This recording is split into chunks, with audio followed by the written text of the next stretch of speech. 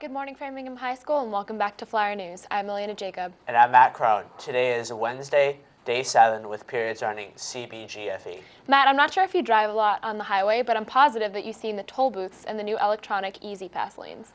I'm actually seeing them more often. I've heard electronic tolls are more efficient and safe by adding more electronic tools. They are hoping to ease some traffic. And with more on that, with more information, we have Mickey Mano. The Massachusetts Department of Transportation has recently moved to make all tolling systems electronic on the Massachusetts Turnpike and Boston Harbor tunnels. The cost to convert to an all-electronic system using Easy Pass transponders or license plate readings is expected to cost about $120 million. The electronic tolling systems will be installed along the main highway instead of the current system where there are only tolling plazas at exits. Drivers will not need to stop to pay cash. Instead, a new system will either scan your Easy Pass and deduct money or capture your license plate and send you a bill later. A MassDOT agency spokesman, Michael Versex, says that the existing toll booths at Pike interchanges will be removed and lanes will be reconfigured, which should reduce congestion. The goal of this development is to reduce traffic and make interchanges more safe for drivers frequenting the Pike. These tolls were implemented from a need to maintain the Mass Pike, from paving to replacing bridges. However, other major highways do not demand them. This has been Mickey Mano reporting for Flyer News. How crazy the weather is in New England, but at least we don't have tornadoes. We may have blizzards and crazy temperature changes, but Mississippi is currently in a state of emergency. 75 million Americans are under threat of severe weather in the Midwest. Many have already died, and the tornadoes continue to hit Mississippi, as well as Tennessee and Alabama. Flyer News has an update on this. People in northern Mississippi and Alabama huddled in hallways and basements as a string of tornadoes ripped through their states Monday, a day after another line of storms killed 16 people to their west. 2 people were killed at a trailer park west of Athens, Alabama on Monday, according to a post on the City of Athens Facebook page. Another person died in Richland, Mississippi, bringing the storm's overall death toll to 19. That toll is expected to rise. William McCulley, spokesman for Mississippi's Winston County, told reporters that there have been multiple fatalities in his county. Alabama Governor Robert Bentley declared a state of emergency for all counties. Mississippi Governor Phil Bryant said the twisters inflicted severe damage around the town of Louisville, about 90 miles northeast of Jackson, and more around Tupelo. Winston Medical Center, Louisville's major hospital, was among the buildings hit. We have had early reports that the Winston Medical Center has received damage from a tornado. Walls are down, some gas leak is occurring, he said. State Emergency Management Chief Robert Latham said authorities were grappling with multiple events over a wide part of the state and that more tornado warnings were expected. This is not over. It's going to last on into the night, he said. The National Weather Service issued a tornado emergency warning for the area around Athens, Alabama, near the Tennessee state line on Monday evening. This is an extremely dangerous tornado. You could be killed if not underground or in a tornado shelter, the warning stated. In Tupelo, several buildings were destroyed or damaged. Buildings near a major commercial district on the city's north side were wiped away. Numerous trees and power lines were down, and quite a few buildings are destroyed. The National Weather Service's Storm Prediction Center declared tornado emergencies for several counties in northern Mississippi on Monday afternoon as the line of storms moved through the state from southwest to northeast. Another large, violent, and extremely dangerous tornado has been confirmed near Zama, Mississippi, between Jackson and Tupelo. A twister possibly a mile wide was reported outside near Louisville about an hour later. Nearly 5 million people were at moderate risk of severe weather late Monday, while 31 million people were at slight risk, including those in Atlanta and Nashville.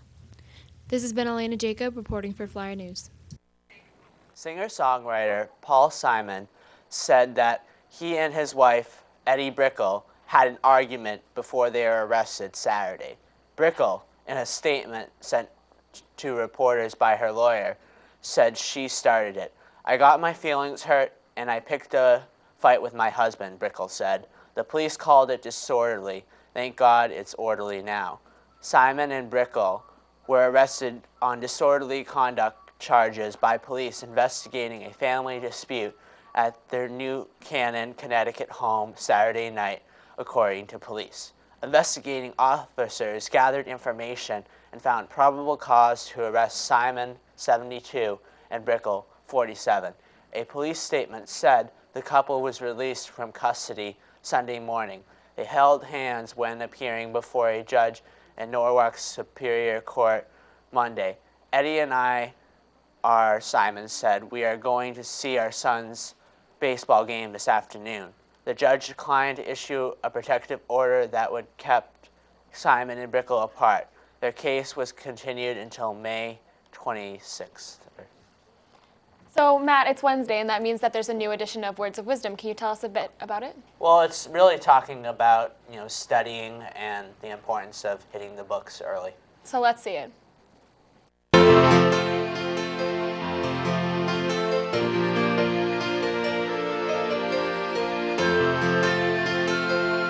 What you put into your life is what you'll get out.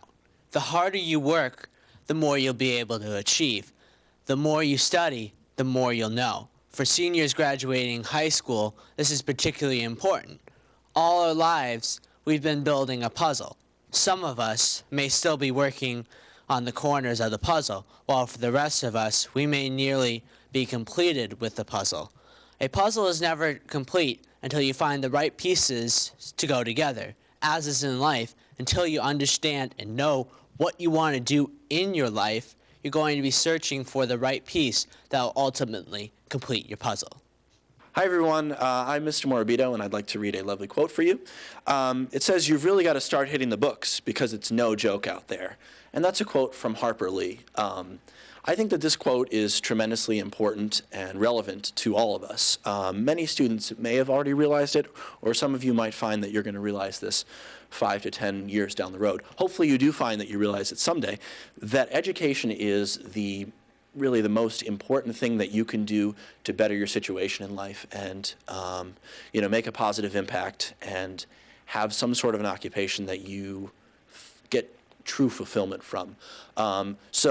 Education is the way to better yourself and better your situation, no matter what sort of cards that we've been dealt in this lifetime.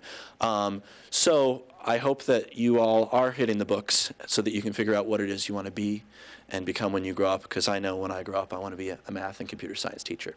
So thank you. Matt, I know that you don't do sports here at FHS, but do you keep up with our New England sports teams? Of course, sometimes it's hard to keep up with all of them, but Ben was telling me just yesterday that there was some controversy about a player's racist views. He was telling me something about that too, but just to keep the whole school informed on all New England sports, we have Ben Weiner with NESM.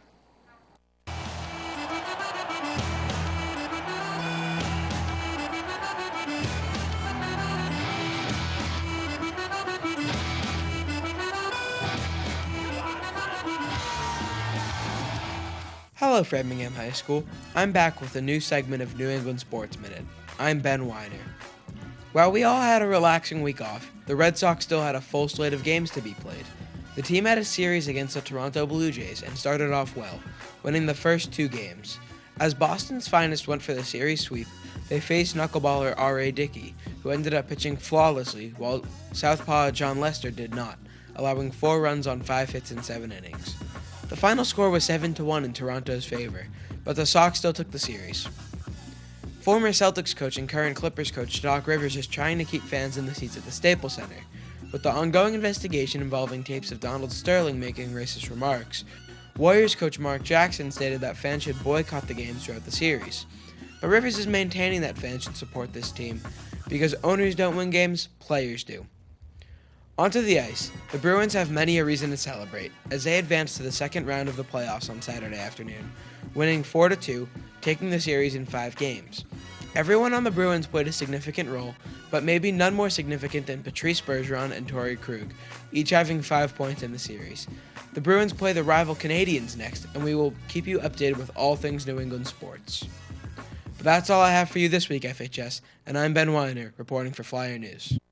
Barcelona's Dani Alves reverted to humor when dealing with a racist abuse, but it has proved no laughing matter for the Villarreal fan who threw a banana at him during Sunday's match after being handed a life ban by the La Liga club. Villarreal issued a statement Monday saying it deeply regrets the incident. The club has identified the person responsible and has decided to withdraw his membership card and prohibit access to the El Madrigal Stadium for life, it added. Brazilian international Alves was taking a corner during Barca's 3-2 win when the banana landed at his feet. Maintaining his composure, Alves picked up the banana, peeled it, and took a bite and got on with the game. After the match, the 30-year-old Alves posted a video of the incident on Instagram with a caption saying that his father had always told him to eat bananas to prevent cramps. As well as banning the culprit, Villarreal also said that they would act swiftly again if a similar incident occurred in the future. We had a jam-packed show today. I know, but we still have pledge and homeroom headlines to get through. Of course, and we have someone to lead us in the pledge. So let's say it. Please stand up next to you and defend her still today. 'Cause there ain't no doubt I love this land. God bless the USA.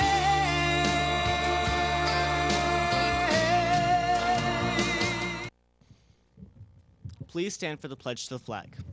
I pledge allegiance to the flag of the United States of America and to the republic for which it stands, one nation, under God, indivisible, with liberty and justice for all.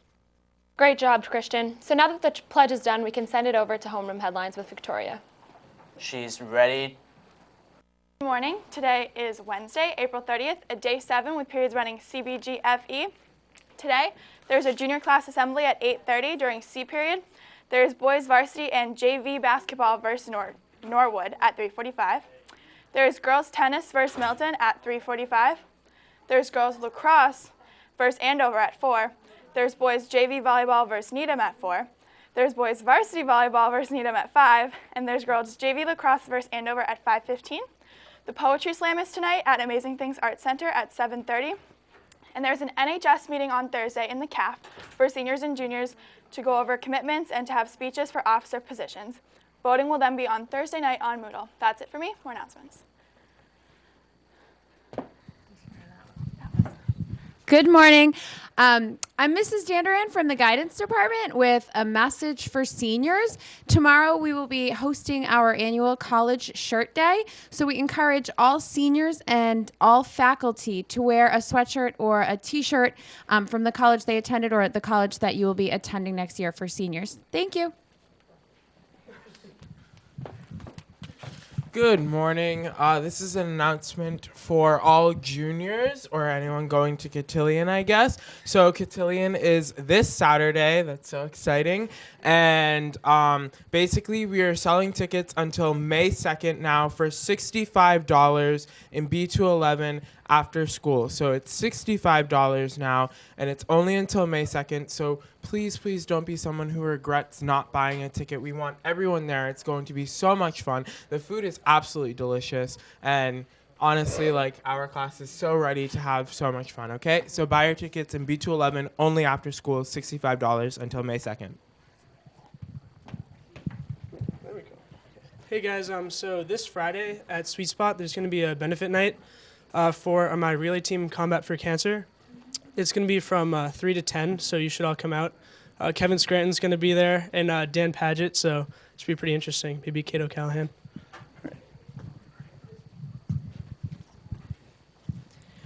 Okay, first of all, if anyone tried to come to the student government meeting yesterday, I apologize. There was a miscommunication. We actually couldn't have a meeting. So there's going to be a meeting today after school in Ms. Cantor's room. That's J04, right across from the TV studio at about 2:15 p.m. New members are always welcome.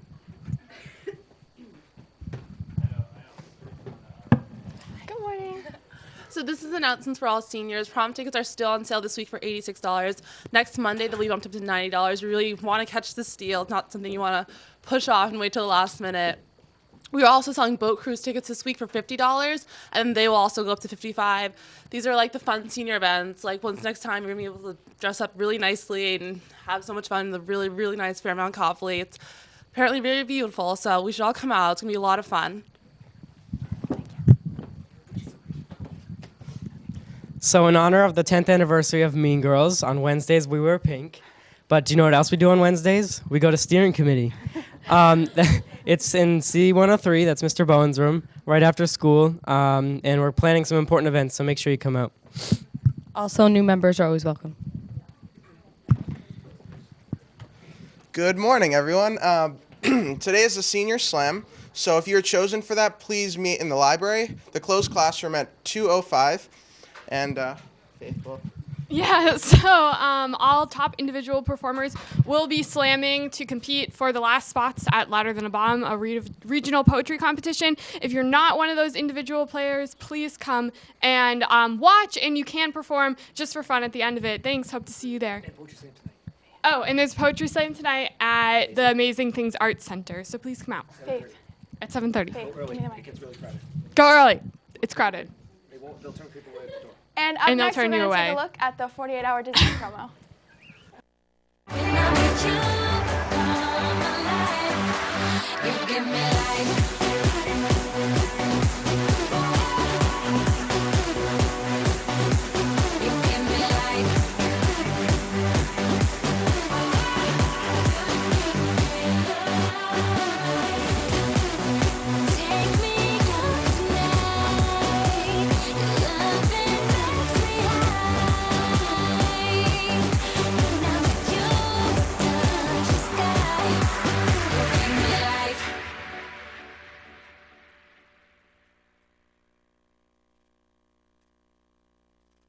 Morning, Mr. Welch. Oh, hi, Victoria. How are you? Good, how are you? Well, only 32 days of classes left and only 13 days for seniors. So glad to have that senior assembly yesterday. That's the last time we're going to be together in the auditorium. And I'm excited that we're moving forward in a positive way. And I know that as all of our seniors start thinking about their community service projects here down the stretch, remember that you have an opportunity here to design whatever you want to help the community. And we're excited for some of the things that people are going to come up with. Remember, we in fact prefer that you not go back to the elementary and middle schools. As much as they love you, they'd like you to move on. And there are plenty of opportunities for you to find community service in your own neighborhood, in your sphere of influence, and do the best you can with that. And we are excited to hear what you're going to come up with. Remember that APs are next week, Victoria. So if you are, for much of the time for the larger exams, we'll be using A Hall, the second floor of A Hall adjacent to our language lab. So you're going to find sometimes that your route is going to have to be adjusted in order to get to your classes, because we're going to try to keep that area as quiet as possible. And from Monday to Friday next week, on many occasions, you'll find that second floor A Hall is going to be used for APs. The room assignments are going to be coming out today. Mr. Corcoran is working on that as we speak, so hopefully that will be out before the end of the day. So make sure you check that so you know where you're going for your AP exams next week. Junior's going to have an assembly today. That's at 8:30. We're going to call everybody down at 8:30 today. If your class is predominantly juniors, please make sure that you accompany them to the auditorium. Sophomores will be tomorrow. Remember, those are predominantly about election speeches, so those candidates who are running for class office for the sophomore class, you'll be making your speeches tomorrow. That's at 8:30, and freshman election speeches will be on Friday. Remember also that if you are a 10th grader, the state law requires that you have an updated physical on file, and our folks down in medical are telling me that many of you are realizing that it's crumpled in the bottom of your backpack. So if you are a 10th grader and you have that copy of the physical that your parents gave you, please drop that off in medical before they have to come hunt you down. So that will be very helpful if you could do that if you're a 10th grader. That's it, Victoria. Day 7. Period C. That's it for our show today. Thanks for tuning in to Flyer News, where if you snooze, you lose. But before you go, if you want to see our show again, tune in at 5 or 8 o'clock on channels 8 Comcast, 15 RCN, and 41 Verizon Fios. I'm Melina Jacob. And I'm Matt Crone. Let's set it up. C period.